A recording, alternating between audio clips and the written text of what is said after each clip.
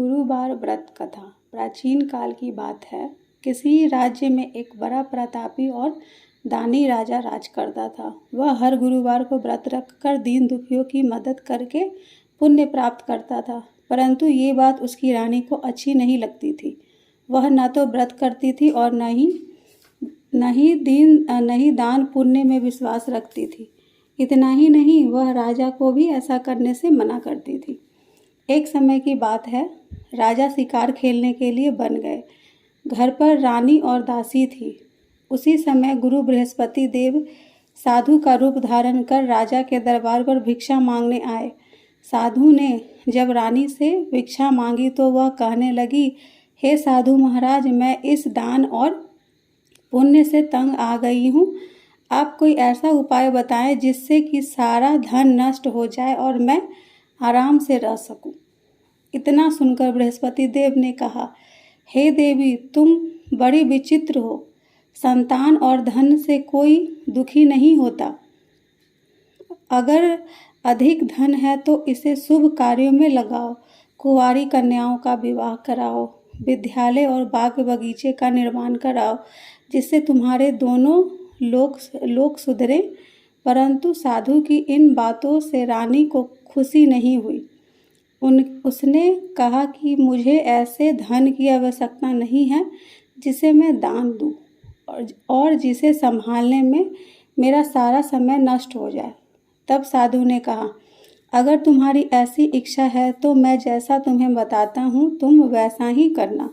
गुरुवार के दिन तुम घर को गोबर से लीपना, अपने बालों को पीली मिट्टी से धोना, राजा से हजामत बनाने को कहना, भोजन में मांस मंदिरा का प्रयोग करना, कपड़े धोबी के यहाँ धुलने देना। इस प्रकार 7 बृहस्पतिवार करने से तुम्हारा समस्त धन नष्ट हो जाएगा। इतना कहकर साधु के रूप में बृहस्पति देव अंतर्ध्यान हो गए। साधु के अनुसार कई बातों को पूरा करते हुए रानी को केवल 3 बृहस्पतिवार ही बीते थे कि उनकी समस्त धन संपत्ति नष्ट हो गई। भोजन के लिए राजा का परिवार तरसने लगा। तब एक दिन राजा ने रानी से बोला कि हे रानी, तुम यही रहो, मैं दूसरे देश को जाता हूँ, क्योंकि यहाँ पर सभी लोग मुझे जानते हैं, इसलिए मैं कोई छोटा कार्य नहीं कर सकता। ऐसा कहकर राजा दूसरे देश चला गया। वहाँ वह जंगल में लकड़ी काटकर लाता और शहर में बेचता। इस तरह वह अपना जीवन व्यतीत करने लगा। इधर राजा के परदेश जाते ही रानी और दासी दुखी रहने लगी। एक बार जब रानी और दासी को 7 दिन तक बिना भोजन के रहना पड़ा तो रानी ने अपनी दासी से कहा, हे दासी, पास ही के नगर में मेरी बहन रहती है। वह बड़ी धनवान है। तू उसके पास जा और कुछ ले आ ताकि थोड़ी बहुत गुजर बसर हो जाए। दासी रानी की बहन के पास गई।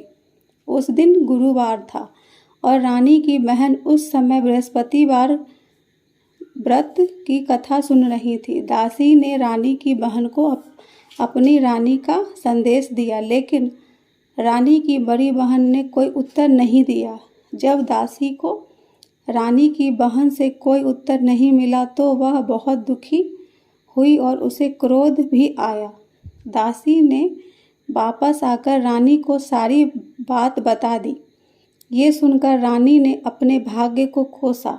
उधर रानी की बहन ने सोचा कि मेरी बहन की दासी आई थी, परंतु मैं उससे नहीं बोली, इससे वह बहुत दुखी हुई होगी। कथा सुनकर और पूजा समाप्त करके वह अपनी बहन के घर आई और कहने लगी, हे बहन, मैं बृहस्पतिवार का व्रत कर रही थी। तुम्हारी दासी मेरे घर आई थी, परंतु जब तक कथा होती है तब तक न तो उठते हैं और न ही बोलते हैं, इसलिए मैं नहीं बोली। बताओ, दासी क्यों आई थी? रानी बोली, बहन, तुमसे क्या छुपाऊं, हमारे घर में खाने तक को अनाज नहीं है। ऐसा कहते कहते रानी की आंखें भर आई। उसने दासी समेत पिछले 7 दिनों से भूखे रहने की पूरी बात अपनी बहन को बता दी। रानी की बहन बोली, देखो बहन, भगवान बृहस्पति देव सबकी मनोकामना को पूर्ण करते हैं। देखो, शायद तुम्हारे घर में अनाज रखा हो। पहले तो रानी को विश्वास नहीं हुआ, पर बहन के आग्रह करने पर उसने अपनी दासी को अंदर भेजा तो उसे सचमुच अनाज से भरा एक घड़ा मिल गया। ये देखकर दासी को बड़ी हैरानी हुई।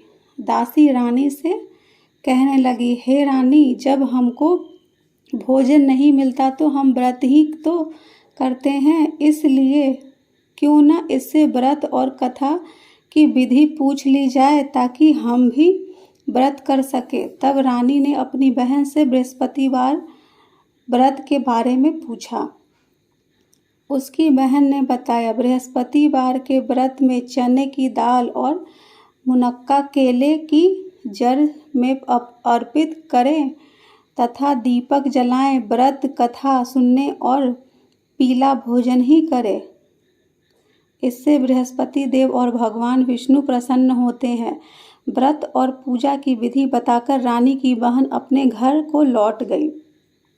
7 दिन के बाद जब गुरुवार आया तो रानी और दासी ने व्रत रखा।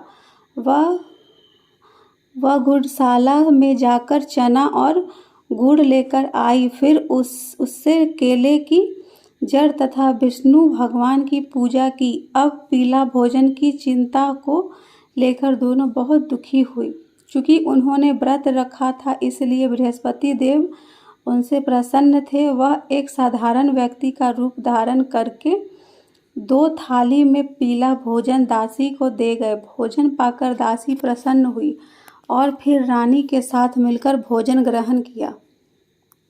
उसके बाद वह सभी गुरुवार को व्रत और पूजा करने लगी। बृहस्पति देव की कृपा से उनके पास फिर से धन संपत्ति आ गई, परंतु रानी फिर से पहले की तरह आलस्य करने लगी। तब दासी बोली, देखो रानी, तुम पहले भी इस प्रकार आलस करती थी। तुम्हें धन रखने में कष्ट होता था, इस कारण सभी धन नष्ट हो गया, और अब जब देव बृहस्पति की कृपा से धन मिला है तो तुम्हें फिर से आलस्य होने लगा है।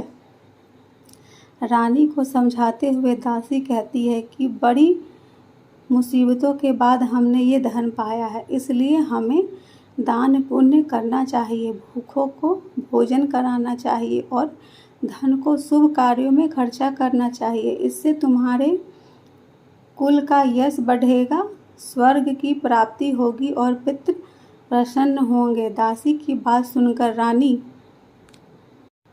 अपना धन शुभ कार्यों में खर्च करने लगी। इससे पूरे नगर में उसका यश बढ़ने लगा। बृहस्पतिवार व्रत कथा के बाद श्रद्धा के साथ आरती की जानी चाहिए। इसके बाद प्रसाद बांटकर उसे ग्रहण कर लेना चाहिए। इसी के साथ बृहस्पति गुरुदेव की कथा समाप्त होती है।